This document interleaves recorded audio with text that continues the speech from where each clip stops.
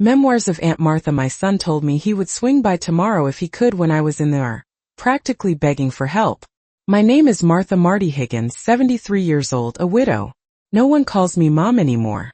Folks often ask, how can a mother turn her back on the kid she once cradled and nursed? I don't answer.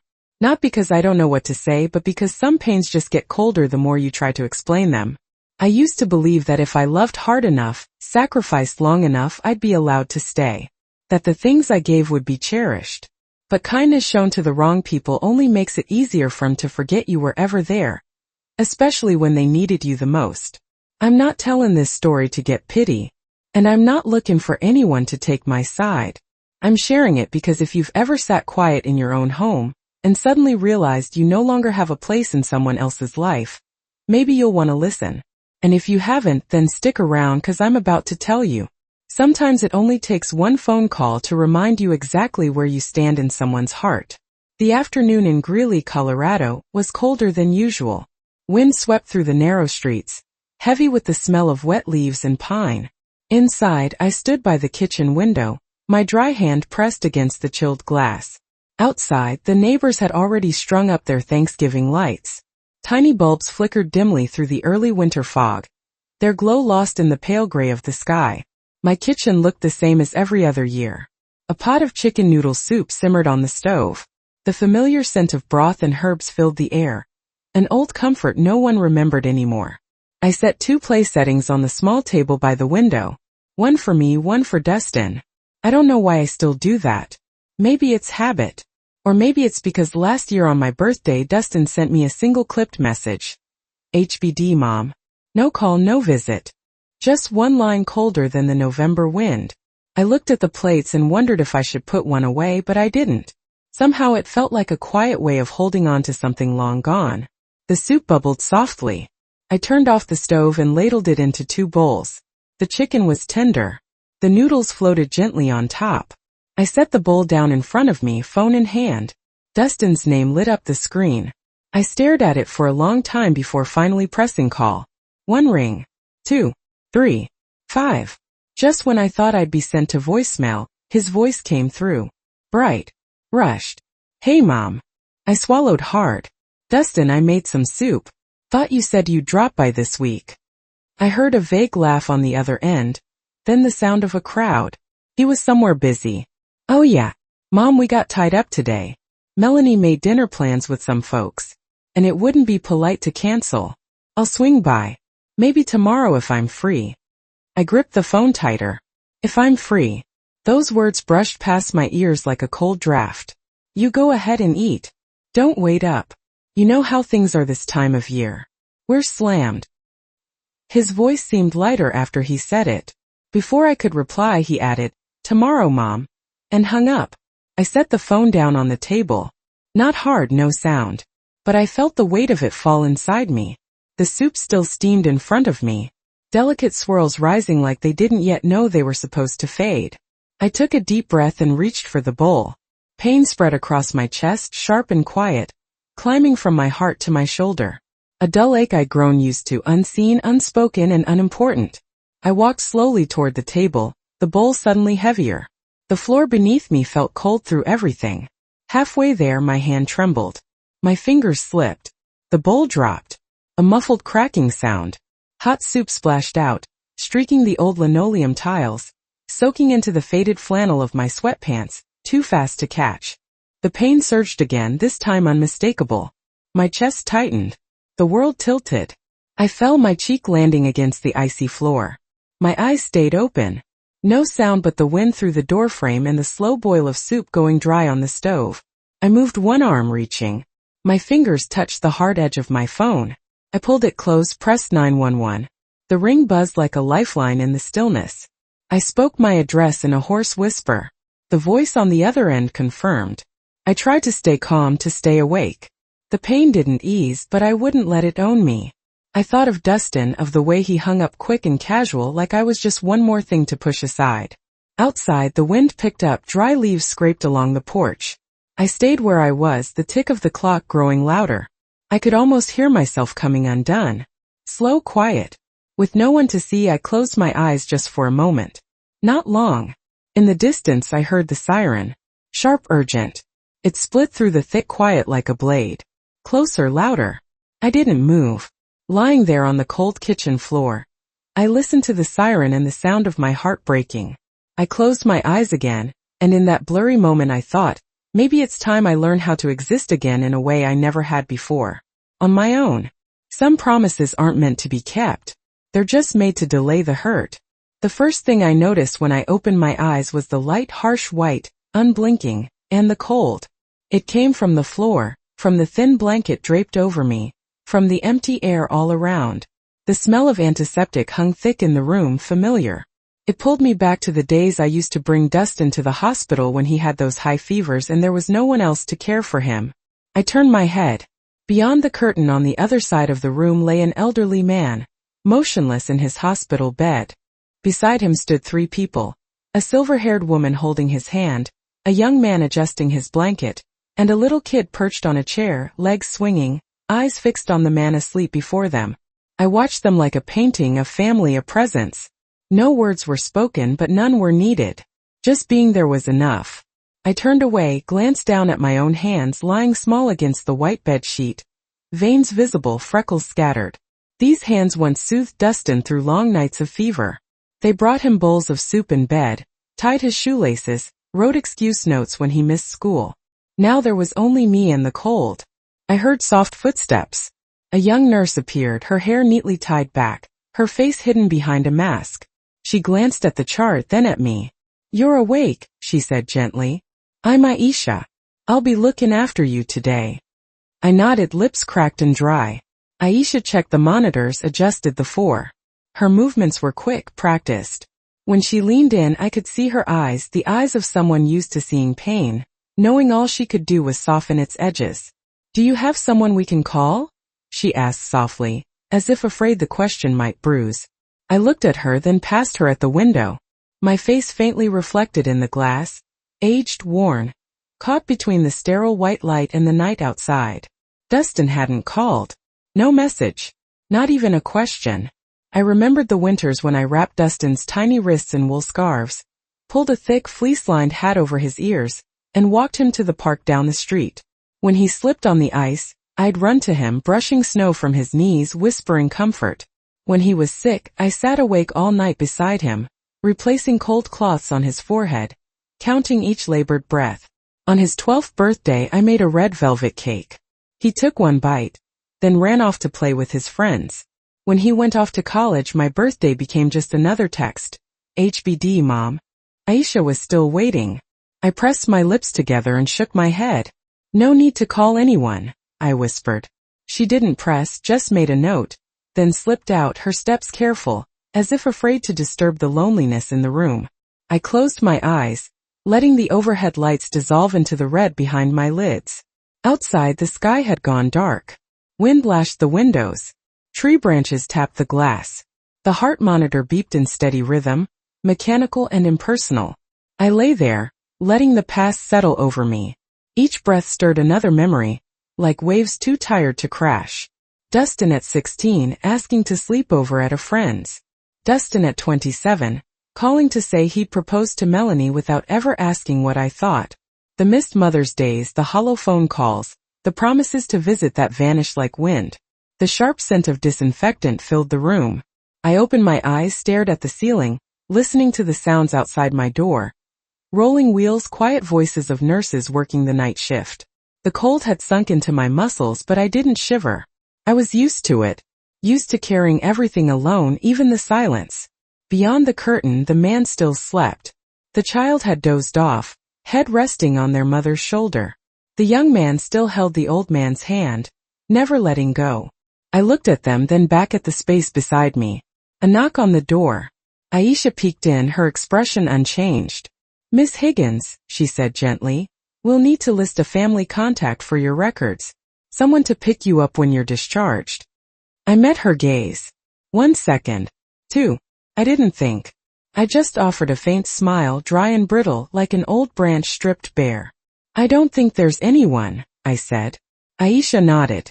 No pity, no unnecessary comfort, just quiet understanding. She stepped out again, leaving me with the humming machines, the wind outside, and the stillness. I closed my eyes, tears spilling not from pain but from clarity. I lay still, letting the light surround me, letting the darkness fill the cracks in my heart. And when I opened my eyes again, I knew no one was coming. I would have to walk myself home. And so I did. Alone. Back to the place I used to call home. Sometimes the deepest pain isn't when someone leaves. It's realizing they never really showed up at all. I came home alone to a house that no one was waiting in. The door creaked open, and the cold entered before I did. I stood at the threshold for a moment, looking into the dark kitchen.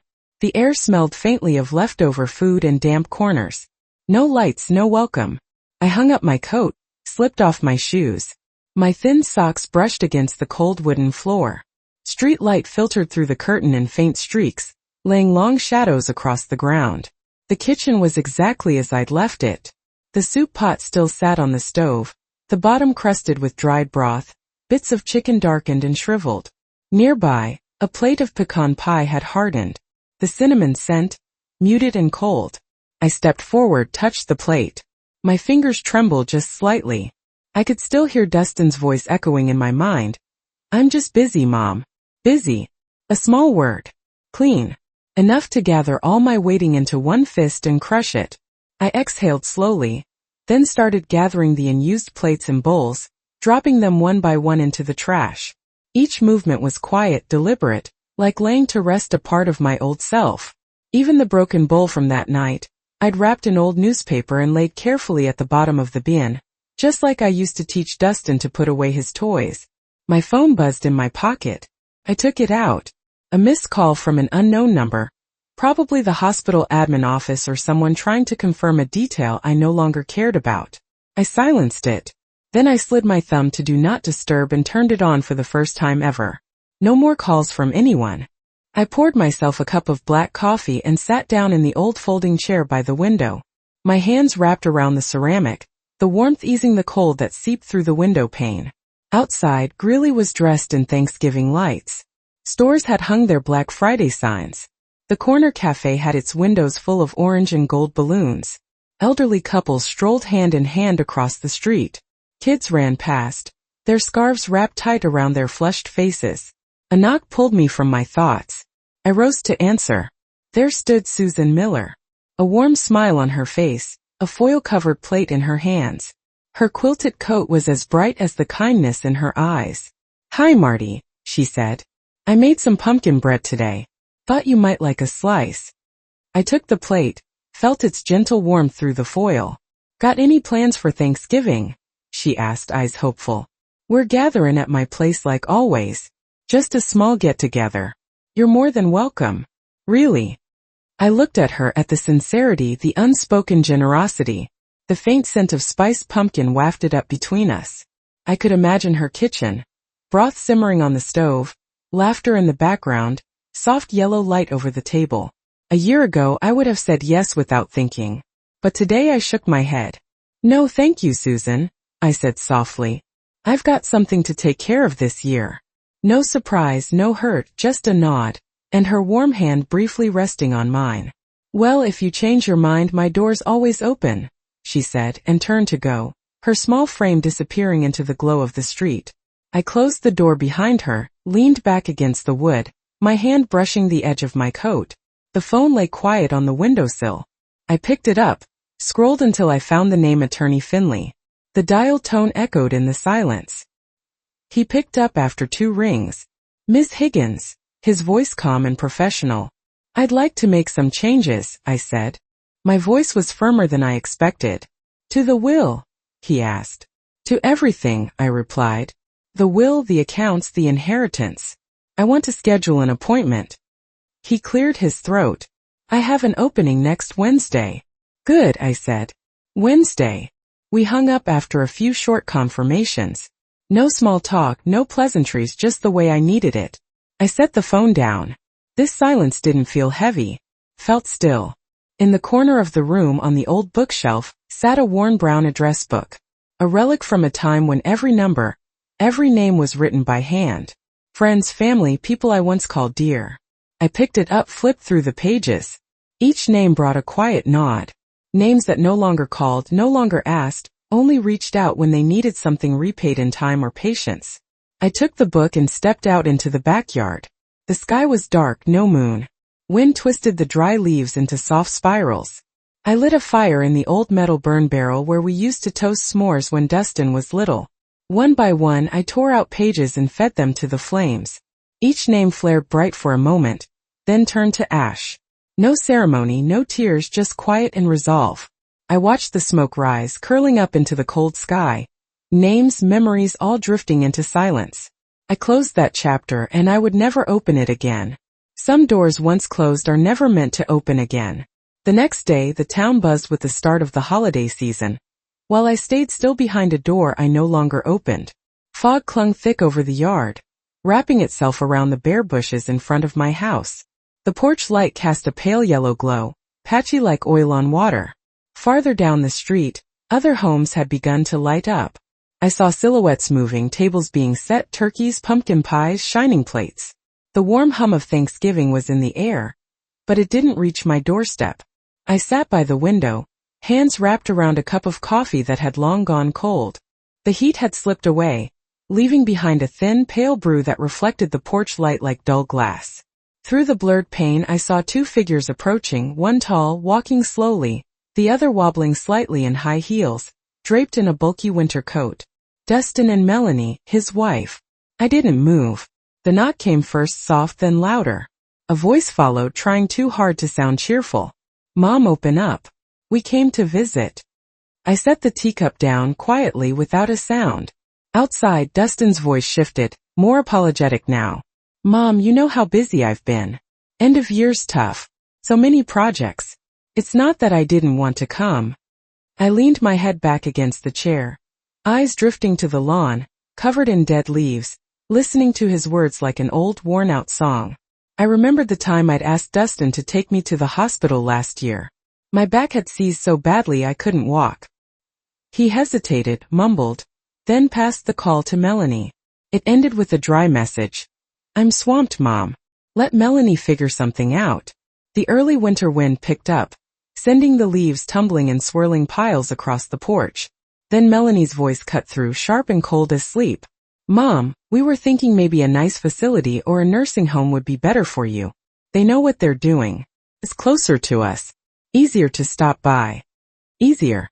I stood up slowly, walked toward the door. No sound. My hand touched the doorknob, the metal cold against my skin. I cracked the door just enough for them to see me. In old pajamas, white hair pinned back, eyes still and cold. I didn't say a word.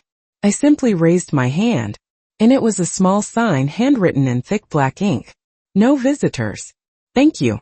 I hung it in full view, directly in front of them. I caught Dustin's gaze. Those dark eyes I used to know. Now blinking, surprised, uncertain.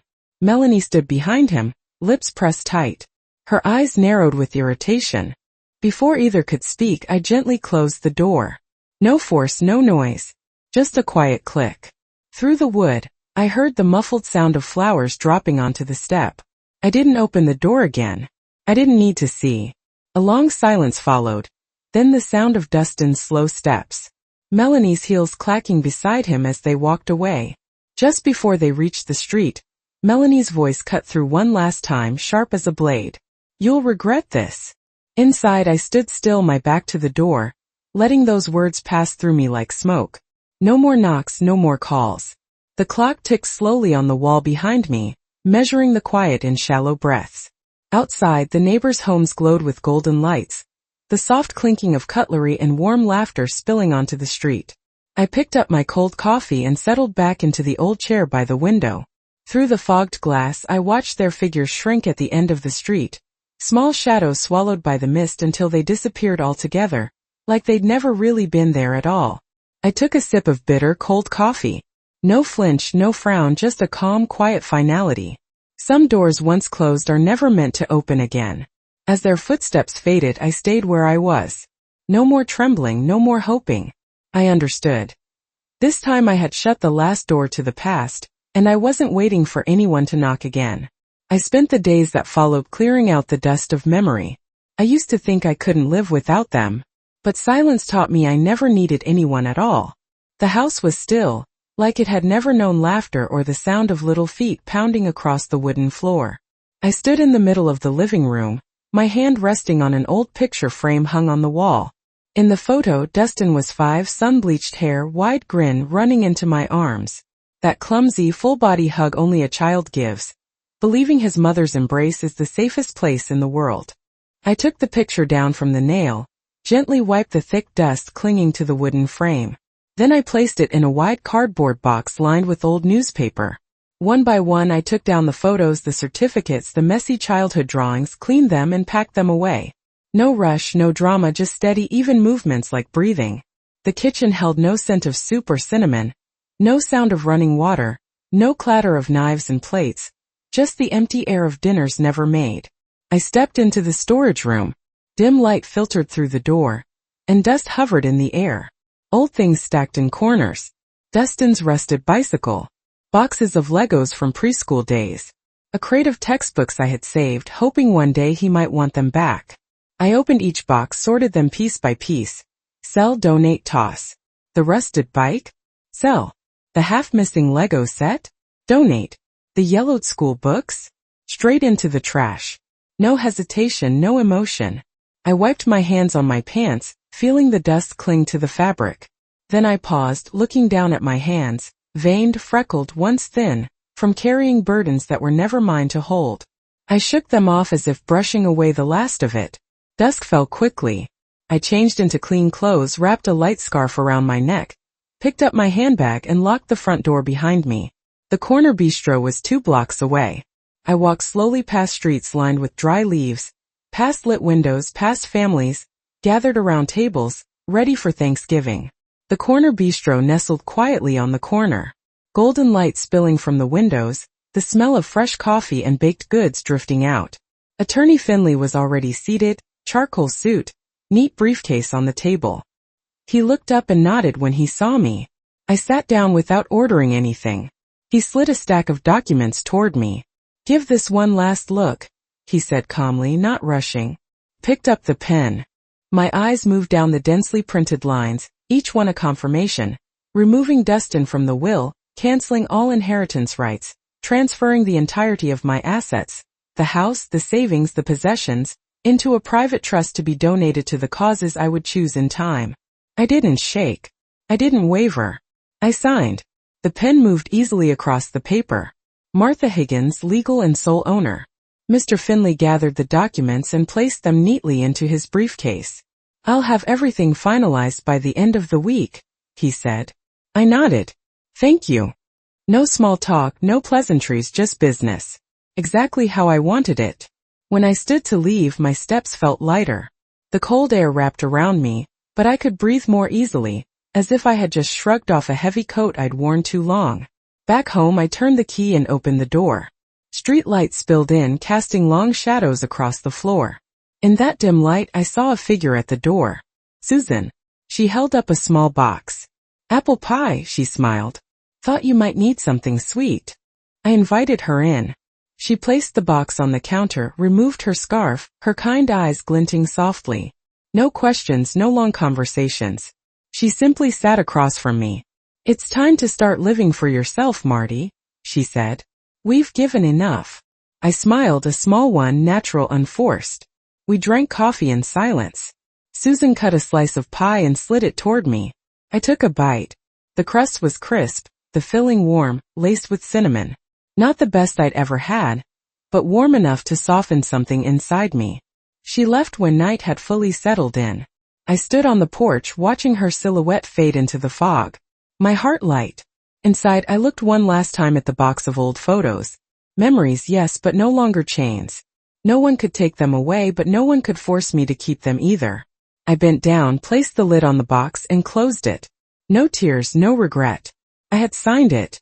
Martha Higgins, legal and sole owner. When Susan's figure disappeared behind the white fence, I stood there, cup of cold coffee still in hand, and I knew it was time to plant something. Not for anyone else, but for me. The next morning, I began with a single seed. He texted, "I don't even know who you are anymore." I just smiled because for the first time in my life I'm learning that too. Afternoon in Greeley wore a soft silver gray. Thin clouds veiled the weak sunlight just enough to keep the backyard from turning bitter cold. I stood there, fingers gripping the handle of a small spade, my foot pressing into the loose soil where I dug a shallow hole right beside the old weathered fence. A young crabapple tree waited in a pot, its roots wrapped in damp earth. I lifted it gently and set it in place, then began covering the base with soil. Each motion was slow, deliberate, like laying down a promise. It wasn't my first time planting something, but it was the first time I was planting it for me. I brushed the dirt from my palms, the gritty texture catching on dry fingertips. A breeze tugged at the edges of my coat. The wind carried a chill, but it didn't bite. I stood there, looking at the thin, crooked tree. Its fragile branches shivered in the cold, small but unbroken. I thought maybe I was the same. The gate creaked open behind me. I turned. Susan Miller stepped into the yard holding a small tin, her usual quilted coat and wine-colored scarf wrapped gently around her. "Got any coffee?" she called out, a smile lifting the corners of her mouth. I nodded and opened the door for her. We headed into the kitchen, where the kettle had just begun to hum. She popped the tin open, revealing a pile of golden brown cookies, warm with the smell of butter and cinnamon. She slid the tin toward me. "Baked them myself. Try one." I broke one in half. The scent was soft and full, and it spread into the room like a kind memory. We sat down at the table. Susan poured coffee into 2 old porcelain mugs, ones I'd kept, even though the rims were chipped. "What are you doing for Christmas?" she asked, her eyes squinting slightly behind her glasses. I smiled. A real one, unforced. "I think I'll buy myself a new oven," I said, "and cook a nice dinner just for me." Susan nodded, pleased. "Good. About time you did something for yourself." I took a sip of coffee, letting the warmth seep through me. My phone buzzed beside me. A familiar name lit up the screen. Dustin. Picked it up. The message read, "If you keep this up, we'll cut you off completely." I stared at the words. My hand didn't shake. I wasn't angry. I wasn't sad. Just calm, clear. I didn't reply. Didn't need to. I slid my finger across the screen and tapped delete. The message vanished as if it had never existed. I turned back to my coffee, to Susan, to the scent of cinnamon cookies, to the little tree still trembling in the wind outside. Evening settled in. Shadows crept into the corners of the house. Susan left just as the porch lights down the street flickered on. I walked her to the door, watched as her figure faded past the white fence, soft and blurred in the mist. Back inside, I flipped on the porch light, casting a soft golden halo onto the damp steps, not to welcome anyone in but to light the way for myself. I sank into the faded armchair by the window, the fabric worn and familiar. Beside me, an open book lay on a small table, its pages curling gently under the lamp. I reached for my little leather notebook and pen. In slow, careful strokes, the blue ink soaked into the page. "Welcome home, Martha." Outside the window, the young crabapple tree swayed in the wind. I watched the porch light glow over the cold, wet ground and thought, finally, I had learned to be my own light. No explanation needed. No more words. I propped my feet up on the opposite chair, took a long breath in and let it go slowly. Outside the window, the apple tree moved gently in the wind. Its shadow stretched across the earth. Night came, and the porch light stayed on, not to wait for someone but to shine for me. Under the porch light, I began learning how to love myself. Slowly, quietly, like planting a tree in the coldest part of winter. I used to believe sacrifice was love. But I've come to see that if you don't honor yourself, even those closest to you might one day walk away. Kindness isn't always returned, but dignity must never be surrendered. Like the porch light that no longer waits for anyone, it now shines for the one who once stood quietly in the